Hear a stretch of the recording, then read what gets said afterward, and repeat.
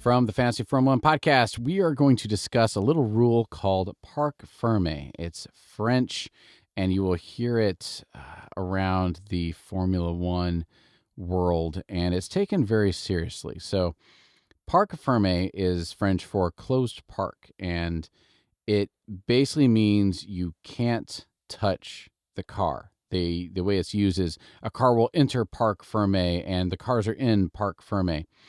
And it begins after the end of qualifying, and it lasts until the start of the race. And any car that violates Parc Ferme conditions needs to start from pit lane. And the reason why this came about is it used to be you had a car, like a long time ago in Formula One, you had a car that you would qualify with, and then you had another car that you would race with. And then they got rid of that rule, and then they had to be the same car. Well, they would, make the car optimal for a single lap fast as you can go speed, and then change the car afterward to last a long race. And then again, it favored teams with money, teams with resources, that could afford two different car setups. So, and there's a lot of other stuff that went into it, but then they eventually got to the point where the cars are unable to be touched after qualifying. So, and with some exceptions I'll get into in a minute. So that way, the car you qualify with is the exact car that you race with.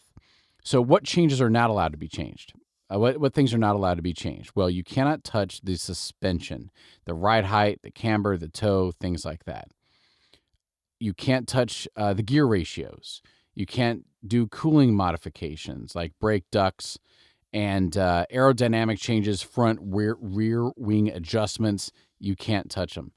And the engine mode changes, you can't do any engine mode changes that aren't pre-approved. What is allowed in Parc Ferme? Well, you can replace parts that have been broken with identical ones. You can adjust tire pressure, and you can refuel. Since cars aren't, since all cars have to be refueled before the race.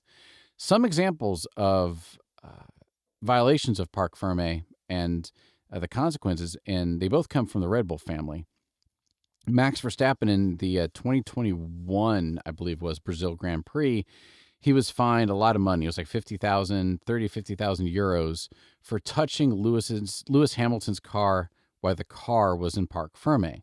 And if this is the if this is the details about this I remember, he literally touched the wing. He literally laid his hands on the car, but technically that was a violation of Parc Ferme, and so he got a pretty hefty fine. And also Red Bull in a few years before, I think it was the first year I was really into Formula One. I think it was 2020. It was one of the later, I think it was the last race of the year. It was Abu Dhabi. Red Bull changed their suspension settings overnight, and they really didn't like it. Didn't like the way the car was set up, and so they changed their suspensions overnight. I think that was the reason. And they had to start from the pit lane. And why would anybody do that? Well, as soon as something's so bad with your car, or you crash it and your team has to stay up all night fixing it, or as soon as you look the numbers from practice and qualifying, and the belief is that the car you have is just no good, then you would rather make the changes and start from pit lane and at least have a fighting chance than not than just throw the whole weekend away. So that is a quick glance at the Parc Ferme rules. And why is this important for fantasy? Well, as soon as you have Max Verstappen on your team, man, it's going to do great, and he has to start from the pit lane in Monaco, barring any new pit stop rules they introduce for 2025, that's a death nail. And so you might want to shift that and swap them out.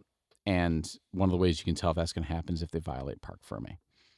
Well, I hope you enjoyed this little bit of information about Parc Ferme. Be sure to check out all of our other content and get caught up on all things Formula One and Fantasy Formula One related before the teams lock. Cheers.